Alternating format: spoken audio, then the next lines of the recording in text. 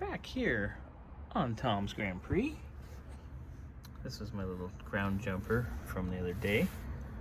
Wes got all our little jumpers figured out that we need to make it so our headlights and our clearance lights and everything stays on.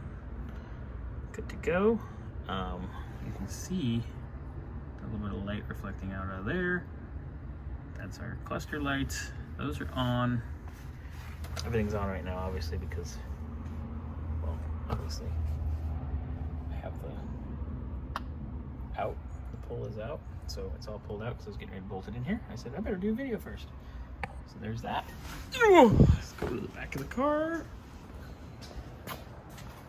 Ooh. Ah. Ooh. Ah.